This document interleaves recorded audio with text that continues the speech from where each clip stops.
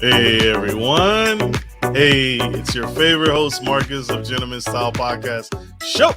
Today we are going to talk about something not necessarily new, but still interesting, and the market is in a complete uproar. But I got some good news.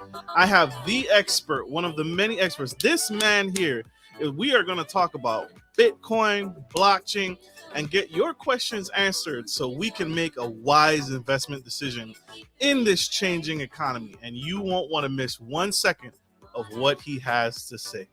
So stay with us, stay tuned. Here we go.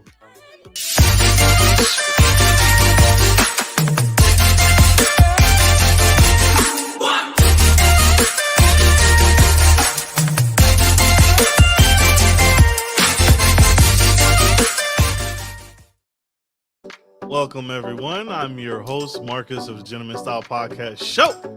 And today I have Brian D. Mint. This man is the author of the upcoming book Bitcoin Evangelism. Mr. Brian is also the Chief Marketing Officer for Ethereum Blockchain for over 3 years and resigned in 2021 in order to focus more on Bitcoin blockchain education, which is what he's here to do today, to help us figure out this crazy market and navigate on what to do with our Bitcoin, what is Bitcoin, what's blockchain, and how do they all correlate. He's here to help us navigate this slippery slope. He also is this man has led the lead author on Bitcoin evangelism, and his book is phenomenal, getting major attraction and is drawing more and more crowds to it, so that they can get a better understanding across the globe on investors on what they can do with their money. This man here, help me welcome to the stage, Mr. Brian D. Mint.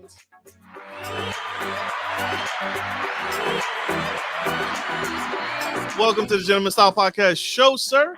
We are in a limbo. The economy, recession, COVID-19, and cryptocurrency is seeming to just go. It was volatile before, but now it's really kind of just scary news. Help us get to a better state. But first, so you made a move. Why did you completely leave your 9 to 5 to deal with Bitcoin and teach and educate on Bitcoin and blockchain completely and fully? Yeah, well, thank you for the intro. I'm really excited to be on your show. You got a great show here. Yeah, for 3 years, I was focused on marketing for a blockchain project, and we had a lot of success with that project, and it's still going to this day. I'm on great terms with that team. I really believe in their vision. But what we were finding was I was the head of marketing. I was the marketing executive. And when we were going to venture capital firms and we were asking for investment in this blockchain startup, the question we would get once we would do our product presentation pitch to these people, they'd say, we don't know what blockchain is. We don't know what Bitcoin is. We were going in with the assumption that they had called us interested in investment, or if we reached out to them that they were somewhat familiar with it. But what I got time and time again is that we were at stage like 4 or 5 when we were talking about Bitcoin or when we were talking about blockchain technology, and these people needed a level 1 introduction to it, or maybe a level 2. And so after 3 years of that, I said, you know what? Somebody needs to go back and somebody needs to write a book for these people, because there's lots of great books out there that are very academic, without saying it, they can be kind of complicated. And so they explain it and they do a great job of it, but it's not written for the layperson. And so even going to venture capital firms where these people were managing hundreds of millions or even billions of dollars, those people need new technologies broken down to them in very simplistic ways. And so this book that I set out to write, it's called Bitcoin Evangelism. It's for everybody from the layperson all the way up to the layperson that might manage hundreds of millions of dollars, because we all need complex things broken down in a simple way. I don't care how much money you have. I don't care what your occupation is. We need some of these things distilled down to their simplest forms. And that's what I've set out to do. Absolutely. And Bitcoin Evangelism, you can get this on his website, y'all. So Bitcoin Evangelism, what can readers expect? Like how long did it take you to produce the book? And then two, how long of a read is it going to take? Is it going to take 1 day, 2 days, a week? How long is it going to take to absorb this knowledge? That's a great question. So it took me, the writing process was pretty fast. These are concepts I've been thinking about probably for 3 or 4 years before I even sat down to write the book. Once I sat down and outlined the book, it took me about 2 months to write it. I flew through it. It's about 390 pages. It's got a lot of stuff in there, but there are things that you can jump around in. For example, if you have some particular questions, there's a section in the back. The later chapters, it's called common questions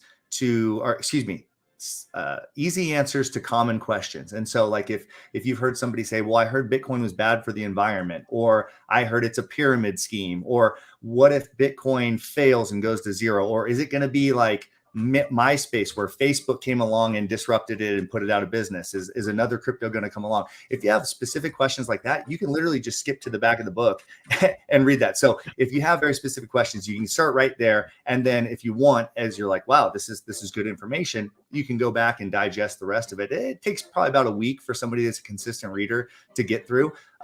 It's big lettering. There's infographics in there. So even though it's a lot of pages, there's a lot of content that can be visually represented and things like that. So again, coming back to this idea of how do we take a new emerging technology and explain it to people in a simple way. And I think that's the first step for most people, is understanding that what we're talking about here is a technology. We're not necessarily talking about it as an investment first.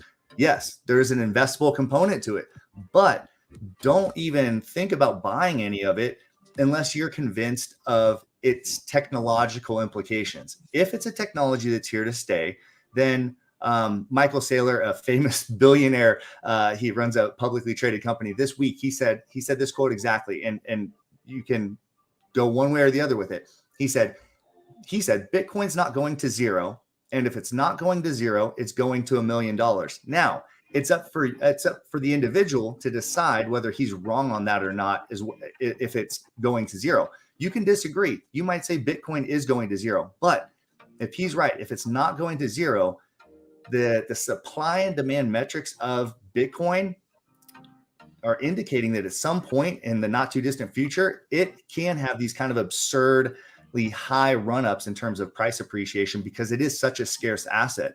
And so it's for the individual to seek out what are the implications of this technology? Does it fix problems that currently exist? And if it does, then that could be potentially revolutionary and world changing in the same way that the internet was, right? If you go back to the 1990s, the world looks completely different today in terms of the way we get our entertainment, our communication, our finances. All these different components are completely different today than they were even in the 1990s, especially if you go back to the 1980s or 1970s. This is the type of transition we're talking about. Those of us that are very pro Bitcoin and blockchain, we see a revolution in terms of technology coming that's, I would even say, more it's more grand than even the technological revolution of the internet. And so what's interesting though about this is you couldn't go and buy pieces of the internet. You couldn't go buy bits and pieces of internet protocol. You could buy companies which were built on top of it, which were good investments, but you couldn't buy the internet protocol itself. If you buy a piece of Bitcoin, now you don't need to buy a whole Bitcoin. You can buy a tiny fraction of a Bitcoin for a penny if you want, but you can actually buy pieces of the protocol itself. You can buy pieces of the programming language, and the financial implications of that, if Bitcoin is successful in terms of changing finance, those implications are huge. So that's the kind of excitement I have in this industry, because I think it is going to be actually bigger than the internet. Makes sense. I want to start. So there you have it. You can get his book on his website, but I want to start with the micro, and we want to work our way up. So what is Bitcoin in its singular form? What is Bitcoin? Why should I be paying attention to it? What's the significant game changer that fintech companies and technology advanced companies are seeing that the average person is missing? Why should we pay attention to Bitcoin?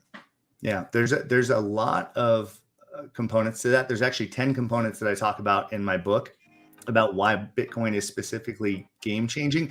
But what I would say in its simplest form is that what makes a blockchain special and why was that such an important technology? Because until blockchain was developed, there was no way to transact digitally from one person to another without a middleman. In its simplest form, all a blockchain is a computer algorithm that takes out middlemen from transactions. So a lot of people think, well, if I were to send Marcus, if I were to send you $10 over Venmo, that's a person-to-person transaction. It's actually not. It's at least a three-person or a three-party transaction. It's me, Venmo, and you. But in actuality, it's actually a five-party transaction because my bank is Wells Fargo. I have to get approval from them.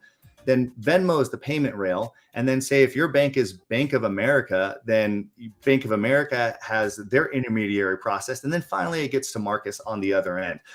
That's great. It works pretty efficiently as we know it today, but there's fees and there's hangups that can happen in that. And again, we're in the United States where we have the most efficient version of this. But blockchain and Bitcoin, what they did for the first time ever was they allowed two parties to transact peer-to-peer. It's just like if you sent me or if you handed me cash, there's no middleman in that transaction. That's the same thing that's happening with a Bitcoin transaction. It's like you handing me digital cash through the internet with no middle party. So there's nobody to censor the transaction. There's nobody to stop it. There's nobody to say, hey, you know what? We don't like Marcus, so we're not going to allow his transaction to go through. That at its most fundamental level is why Bitcoin is so important. And then you can get into all sorts of other aspects like the scarcity of Bitcoin, which I think is another compelling one. Until Bitcoin and blockchain was created, they were created at the same time. It's kind of a joint technology. But until Bitcoin was created, there was no way for us to make something that was digital scarce. And so what I would mean by that is if you go into a Word document and you type out a bunch of words, you can just highlight the words, copy and paste those words. You can copy and paste them infinitely. We even saw this with music. If you go back to Napster and the music downloading days, that completely upended the music industry because when song files went digital, they lost a lot of their monetary value because you could copy and paste them and download them and share them for free. There was no way to kind of make music files or digital files scarce. And so that completely changed the music industry. But with Bitcoin, you can make digital things scarce. And so if you're going to have a digital money, you need to be able to make it scarce. And that's what a lot of people are seeing with the way the Federal Reserve is printing money. And we've seen over the last few years that governments, central banks can print money at will. This is the antithesis to that. There is an actual finite supply of Bitcoin. And so the sales pitch on that in this kind of context is really, really high. Love that. Love that. So Bitcoin is the actual currency being exchanged, and the blockchain, how I understand it, is actually kind of like a ledger or a balance sheet in your checkbook that's keeping track of the transactions as they're exchanged between person to person, versus cuts out the middleman who Venmo, my bank, and it just cuts out the middleman. And even to that degree, because the US dollar is the US dollar, is made in the United States, I don't have to now change this. If you're across the world, I don't have to change this into your accepted currency. It's a nationally accepted currency. Is that correct? Is that a fair understanding? Yeah, absolutely. It's a self-sovereign currency, so it's not nationally sovereign. Self-sovereign means that you can have full control over it, but there's no country or entity or anything that has control over it. All other currencies on the face of the planet are issued by governments. This is a currency or a digital money that's actually issued by the people for the people. It's decentralized. There's no on and off switch that you can flip off. There's no CEO. There's a distributed network of people that don't know each other, that are just processing an algorithm on their computers. And that's where you get this term Bitcoin mining. If you lend your computer to the network to process transactions, then you can't stop transactions. There's no way for you to stop it. But if you allow your computer to process transactions, then you get paid a mining fee. You get little bits of Bitcoin for doing so. So there's this really interesting incentive structure to allow transactions to be processed. But yeah, to go back to your point, it's not an American thing. It's not a Zimbabwean thing. It's not a Spanish thing. It's a worldwide human thing that exists. We've never seen anything like that. The closest thing to it would be gold. But even gold, because gold, yes, countries would adopt gold as some forms of currency and things like that. But countries could issue their types of coins in gold and things like that. This really is the first thing that's entirely removed from government or third party kind of ownership over a form of currency. I love that. And I'm glad that you broke that down. When the United States went off the gold standard, right, and the dollar was backed by gold. I'm glad you brought up gold. What makes Bitcoin so valuable? Because what's backing Bitcoin? Is it because there's a finite number of it? What you mentioned earlier, what makes the value? Because technically there's nothing backing the US dollar, right, anymore, because we went off the gold standard, and it's basically backed by your belief or my belief or another nation's belief that this country can pay back this money. What makes cryptocurrency? What's backing cryptocurrency? Is it gold as well, or something else? Yeah, no. So there's no gold backing it. It's literally there's no physical component to Bitcoin. So I think that's something that a lot of people have a hard time wrapping their heads around, and rightfully so. My mom, it took her like 5 years to ever touch Bitcoin, because she said, I just can't get this concept that I can't touch it. I can't order a Bitcoin and hold it. I said, yeah, I get that. And the reason there's two types of people in this world. There's people that are called digital immigrants, which is our parents' generation. And then there's digital natives, which I believe you and I are kind of in that cross between the Gen Z people. They're digital natives, like everything digital. Their lives are on TikTok. Their lives are, in basically the metaverse almost at this point. And then there's those people that are in their late 20s, 30s, 40s that are kind of in between. And so maybe it's a little bit easier for us. Maybe it's sometimes harder for us. But to go to your point, what makes it valuable? The ledger itself is actually part of that. And I have a whole chapter devoted to this in the book. So if you're thinking, wow, he only, spent a minute talking about this, there's at least a chapter's worth of content here as far as why it's valuable. But I would say, in my opinion, I have kind of some libertarian leanings in terms of political philosophy, and I think that the censorship resistance of Bitcoin is a really compelling case, especially with what we've seen in the last year. I don't know how but are you familiar with that Canadian trucker convoy that happened? Yes. I think it was early 2022. Yeah. So, yeah. So what, for my audience, what he's talking about, there was in Canada, there were some truckers who had blocked off an entire intersection, and they weren't doing anything. They weren't harming anyone. They were just kind of gathering together socially, and they were kind of protesting because they weren't making deliveries, they weren't working, they were just protesting and gathered together. And Canada got together and tried to stop them exchange wise, and had to do a lot of things and get law enforcement involved later on. But initially they couldn't do anything, and they had a GoFundMe page. Go check it out. But one of the things they were able to communicate with was cryptocurrency. So go ahead. I'm sorry, I didn't mean to cut you off. No, that was perfect. I appreciate the tee up. And so, yeah, to your point, people don't realize how many intermediaries they are, like we were talking about earlier, in their money. So GoFundMe, people raise donations for truckers to buy fuel and food and all this stuff to keep the protests going. Say, hey, go exercise your free speech. And yeah, you're not hurting anybody. Just go ahead and exercise your free speech.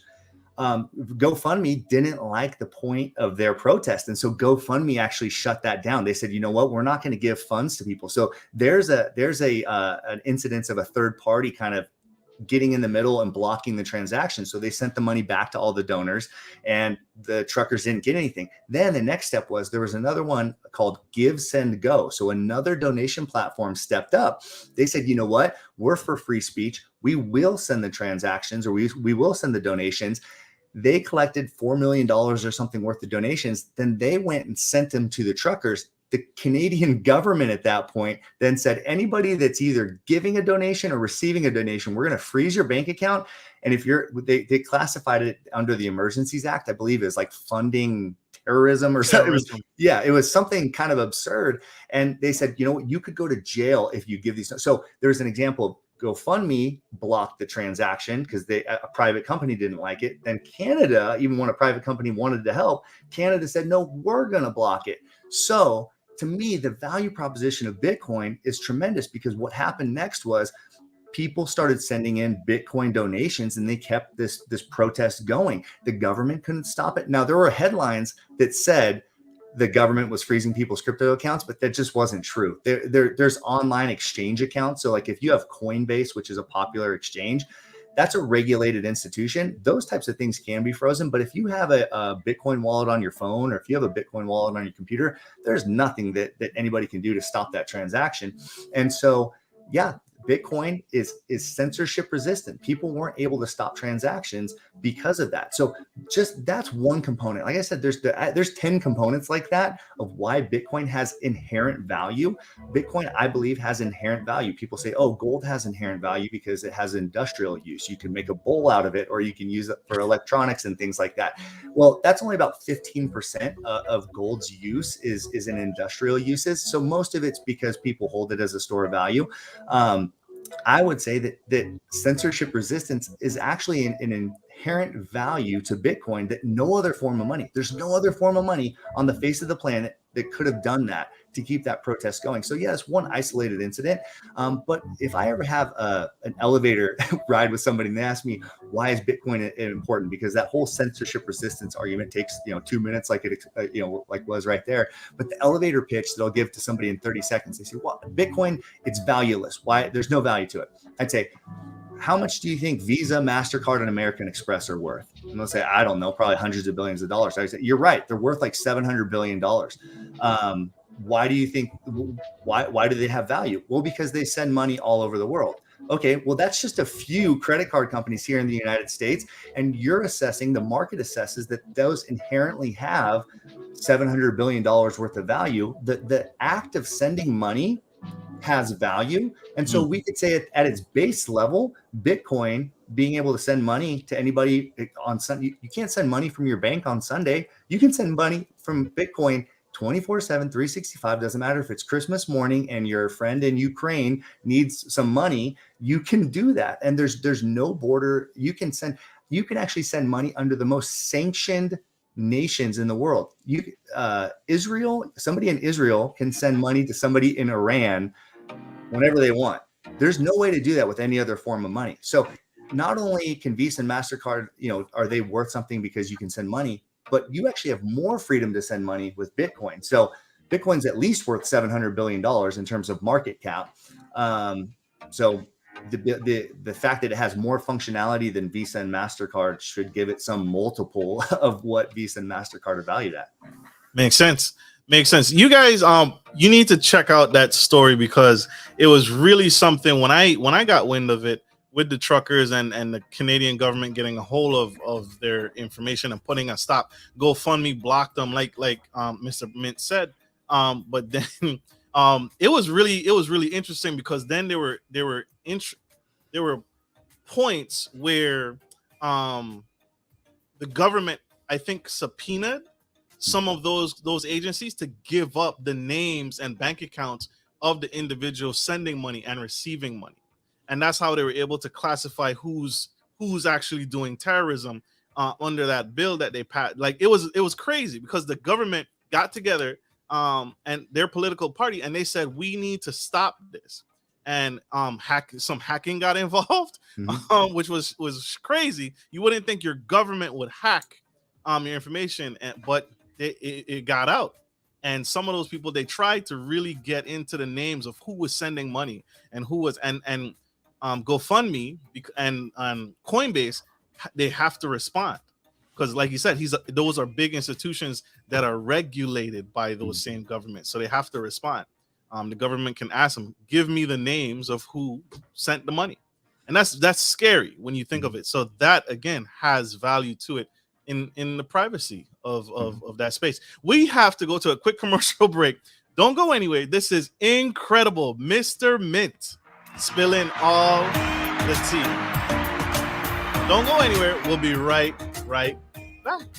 Good day, podcast listeners. This is your boy, Marcus Norman of Gentleman Style Podcast Show. I wanted to let you guys know that we will be rolling out a new feature and adding a join sponsor button next to the subscriber button here at the bottom of your screen. Once you click the button, it will display 3 membership levels.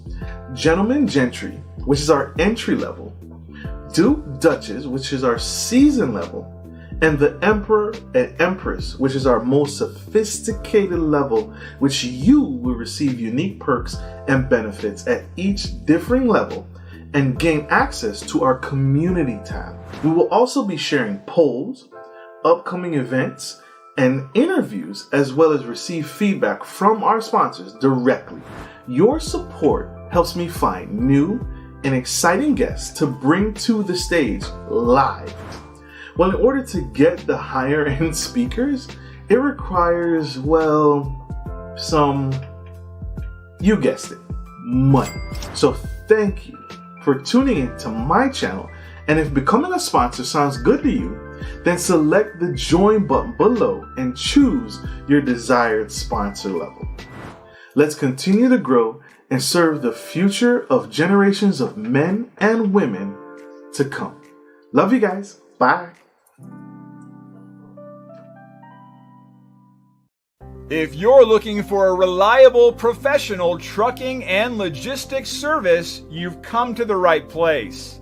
Musa Trucking is a veteran-owned and operated premier transportation provider that can help with all of your trucking and logistics needs. Musa is revolutionizing the trucking industry through strategic partnerships, the development of core personnel, and the use of cutting-edge technology.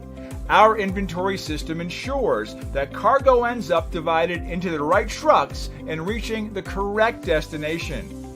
Our drivers are dedicated to transporting goods efficiently and safely. Contact us today to get started by visiting the website on the screen or by calling 757-756-5246.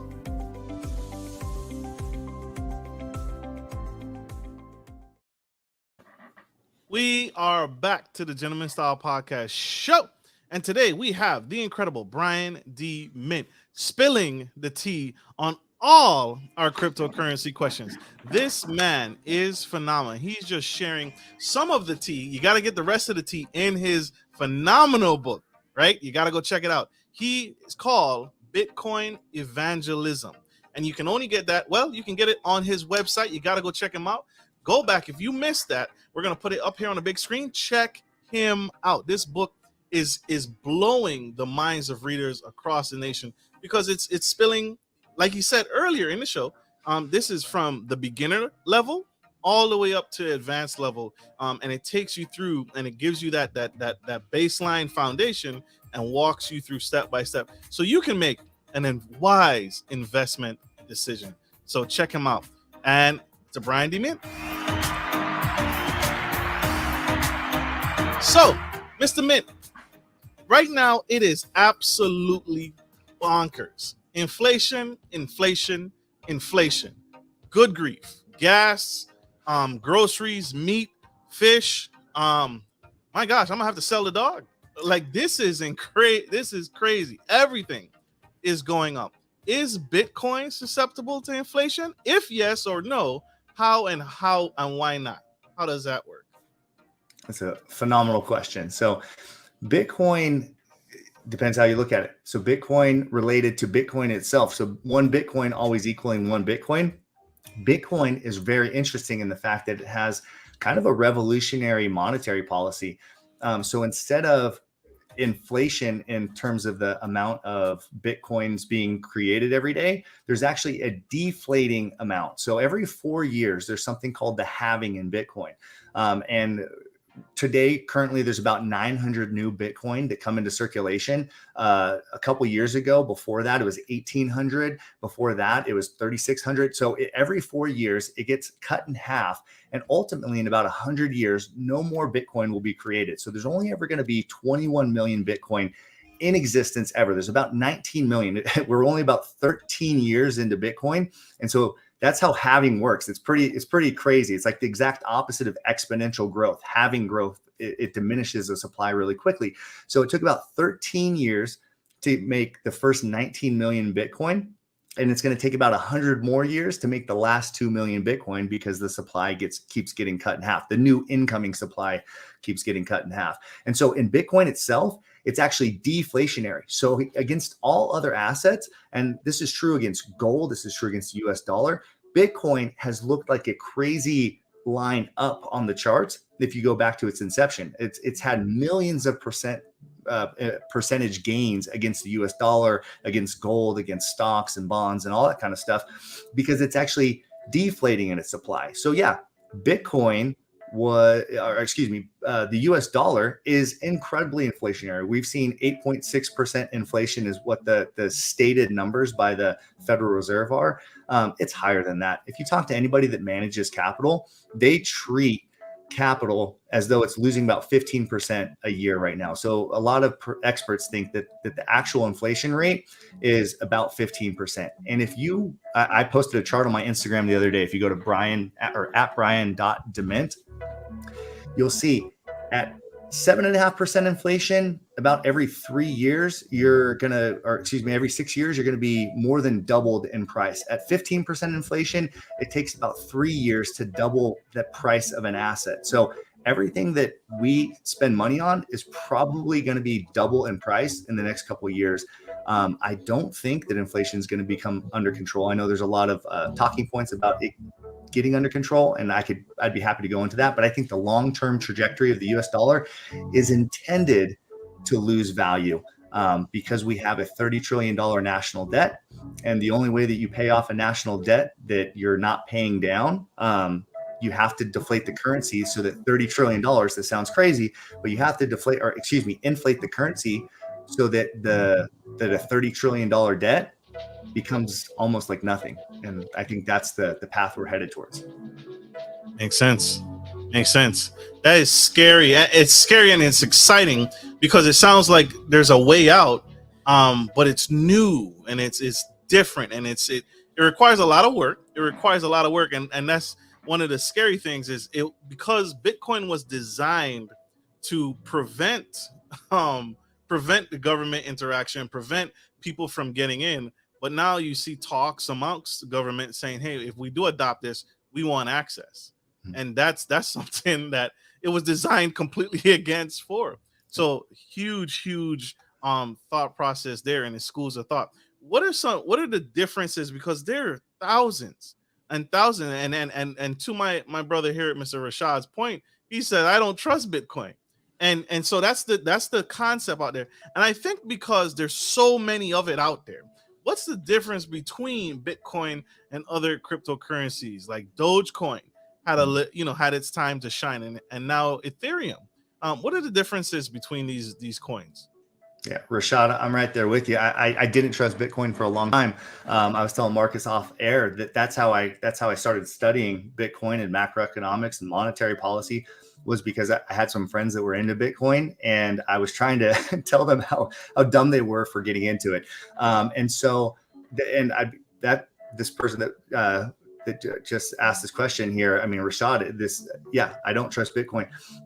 That leads in perfectly to what Marcus is asking here about why Bitcoin is valuable versus other cryptocurrencies like Dogecoin. So to speak to the other 18,000 cryptocurrencies, not all cryptocurrencies are created equal. Like I just said, Bitcoin has a fixed supply. There's only going to ever be 21 million of them.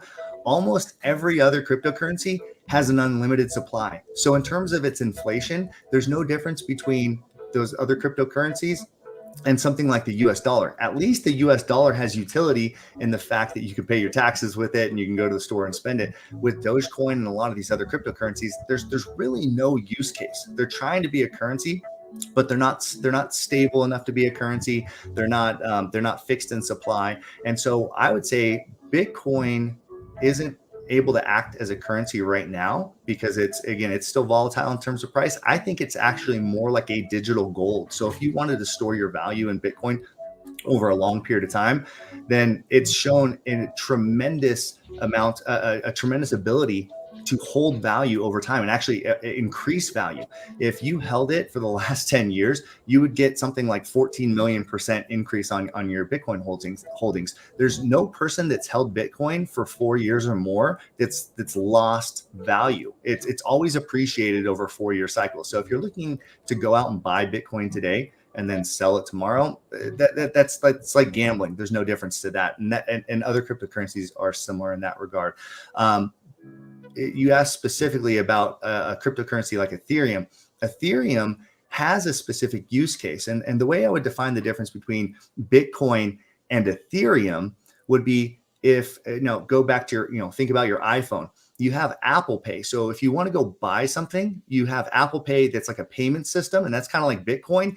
And then you have the App Store. So if you want to download Netflix or you want to download Uber or something like that, you want to download an app, you need an App Store. That's what Ethereum is. Ethereum's kind of like the decentralized app store. It uses these things called smart contracts to make decentralized applications. And so you think, what is a decentralized application? Well, there's people developing things like a decentralized Uber. Imagine what does Uber do? Uber, we said earlier in the show, we said what a blockchain does is it removes middlemen from transactions. And so Uber, the company, is just another middleman, right? They provide a great service. They have a great app, but it takes people that have a car and it pairs them with people that need a ride. And so there's a middleman to pair that transaction. That's great. But we can do that with the blockchain. And so you can build a decentralized application on top of Ethereum that gets people that have a car and people that need a ride, and there's no middleman. So the person providing the ride can actually profit because Uber takes about 25% of a cut out of every ride. And so the person that has the car, they could charge, say, 15% more than they normally get. And the rider would get a 10% rate reduction, and everybody's happy, right? The driver's making a higher profit, the rider's getting a lower fee. And so what happens when you get a higher profit margin and you get to reduce your price? Your demand goes through the roof. So I think that companies like Uber, companies around the world that are essentially middlemen in transactions, are going to start to be displaced over the next 5 to 10 years. They're going to be displaced by decentralized applications. And so specifically speaking to Ethereum or Cardano or some of these other smart contract platforms, they do have a utility. So where I don't believe Dogecoin is in that category, it's hard to articulate the use case for Dogecoin. There are other cryptocurrencies that do have a specific use case like Ethereum, like Bitcoin, like Cardano, and a few of those other ones. And that's something that I do break down in my book, are crypto asset classes. In the same way that I was just talking to Marcus about this, in the same way that if you're investing in traditional stocks, Facebook and Coca-Cola are two different companies. One's a tech company and one's an old blue chip, dependable company like Coca-Cola that's been around for over 100 years. You treat those as different investments within your portfolio. The same thing is true with cryptocurrencies. And I have a whole chapter devoted to that, talking about the difference between cryptocurrencies that are trying to be money like Bitcoin, or cryptocurrencies that are decentralized applications, or Oracle protocols, or NFT protocols. There's several different baskets of digital assets within cryptocurrency. And that's where it takes some effort on the side of the investor to research and understand what they're investing in. So I think a great place to start is with Bitcoin. It's really easy to wrap one's head around what digital gold is. And so, I think Bitcoin's a good starting place, but yes, there is room in the portfolio for several other assets. Love it. Love it. Love it. Woo! That was a mouthful. That was a lot to digest. Oh my gosh. Like, my head is spinning because I'm trying to think. Because again, it's a lot. It's like, what do you say, 18,000 different types of coin. You just gotta do your research. But a great place to start is his book. Get a copy, Bitcoin Evangelism, and you can get that on his website. You gotta get your copy today if you want to have that foundation and what to do with your money in these crazy times.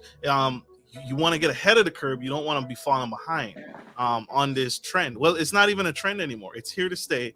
It's here to be a blessing to all of us. So, how can people invest in Bitcoin? Where should people go to invest? Should they go to Robinhood, or should they go to their broker and say, hey, I want 10,000 on Bitcoin? Like, how do people, what's a normal way of investing in Bitcoin?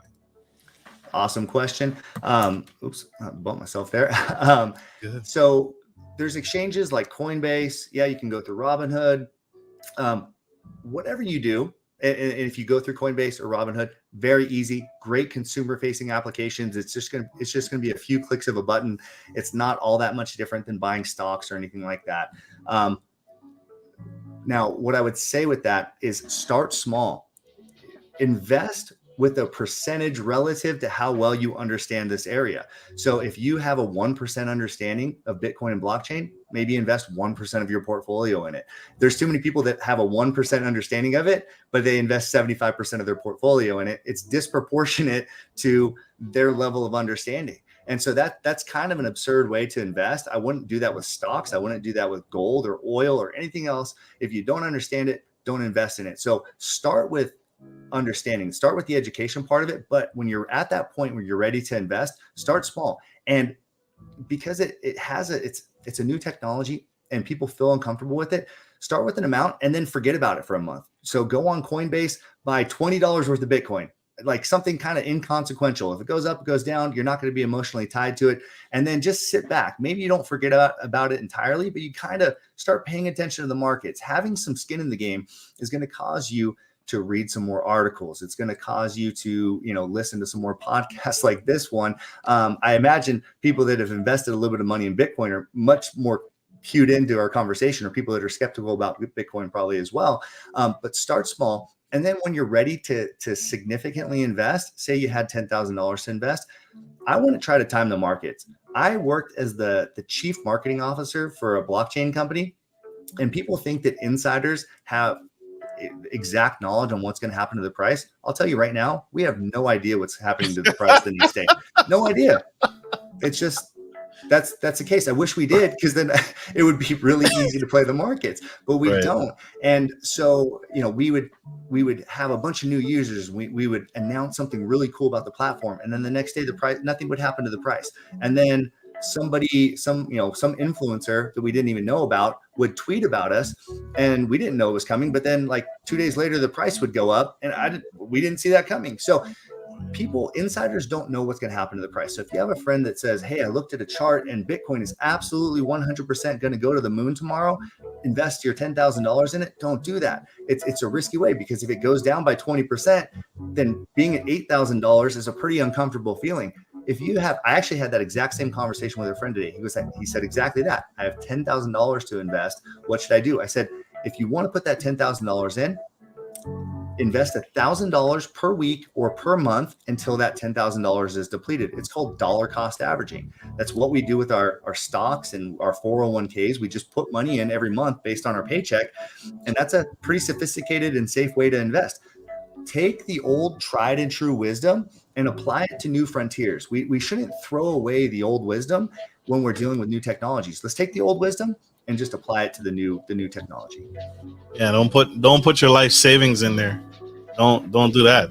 Definitely don't do that. No. Take your time. That makes so much sense. Sir, you have been phenomenal on this show. Sir, what final nuggets? You've dropped so many nuggets today. What final nuggets do you have for my audience about when it comes to cryptocurrency and the blockchain technology? Because there's a lot of scammers out there. There's a lot of people out there posing as the experts, right? With this new technology, you can't be an expert, and it's still fairly new. We're still trying to figure things out as you go. What nuggets left would you have in your bag of tricks to share with my audience today? Yeah, well, as far as avoiding scams, I would say, if it sounds too good to be true, it is. In crypto, because there's this confusion, it's a new technology. People get confused by it. They don't really know how it works. And so they get the horse in front of the cart, or cart in front of the horse, right? That's the right way to say it. They get it backwards, right? They get it backwards. So there's some lowbrow scams out there. Like if you go on crypto Twitter, you go to Elon Musk's Twitter account, and then you go in the comments, you're going to see things that say, send me 1 Bitcoin and I'll send you 5 Bitcoin back. Who's going to do that? But the reason why those scams are all in the comments is because people do that. They send a Bitcoin to somebody and they say, this just must be how people make money in cryptocurrency. If it doesn't make sense in the real world, it doesn't make sense in crypto. It's not, you don't throw out wisdom. You don't throw out all your common sense because it's cryptocurrency. So that is one of the most common scams, believe it or not, is, hey, send me 1 Bitcoin and I'll send you 5 back. Oops, they forgot to send you the 5 back. So that's a big one. If I had to say one last thing on the value, because Rashad, I really want to convince you over there in the comments. I want to convince you why Bitcoin has value. And maybe this isn't it, but maybe it is. The payment history of the world, we've always had silos. So if you wanted to send a payment from PayPal to Venmo, keep in mind, PayPal owns Venmo. They're the same company, but you can't send $20 from PayPal to Venmo. They're in different silos. They don't speak a common language. But any company that plugs into the Bitcoin protocol now has a common programming language. So for example, Cash App and Twitter, they both plugged into the Bitcoin Lightning Network. It's a protocol that allows you to plug into Bitcoin. Cash App and Twitter, they're not even both payment companies. One's a social media company and one's a payment company. You can now send money. You can send US dollars on the Bitcoin rails, or you can send Bitcoin. You can even transfer dollars in Bitcoin. It's crazy. It's like a train car transporting your dollars. But you can send Bitcoin from Twitter to Cash App or to any other app that plugs into this protocol. It's kind of like back in the day when we had early email. If you were at USC and you were wanting to send an email to a friend at UCLA, you were in the same city basically, but because you could only send emails on campus, it wasn't until TCP/IP, an internet protocol, came along that connected all the universities on the internet, the World Wide Web as we know it today. Once the World Wide Web came along, you could then send an email from one college campus to another, or you could send email from Gmail to Yahoo. You couldn't do that. Most people don't know that. You couldn't send emails from different email servers to each other until the internet protocol came along and created a common programming language. That's what Bitcoin is. It's a common programming language for value so that you can PayPal. You can send PayPal payments to Venmo to Wells Fargo to Cash App to Facebook. It's all going to speak one common programming language. And the programming language protocol is going to be Bitcoin. It is Bitcoin. That's what's happening right now. And so if you think about it as a technology, like I said, there's a lot of value there. Absolutely. Brian D. Mint. I hope you're sold, Rashad. I hope that helps. I hope you are sold. I'm definitely going to pay attention. I'm going to tune in, and I got to get me a copy of this book. Sir, how can we tune in? How can my audience learn more about you? How can we grow with you and continue to ride this roller coaster, hopefully to the top? Yeah. So through all the links you posted on Twitter, Brian the Mint, on Instagram, Brian.dement. And then if you want to get the book, go to freshlymintedbooks.com. You can also buy it on Amazon. It's a little cheaper on my website, freshlymintedbooks.com. And I'll tell you what, this is actually the first book in history to ever hide a Bitcoin wallet inside of the book. And so if you know anything about Bitcoin wallets, you can secure your wallet with 12 individual words.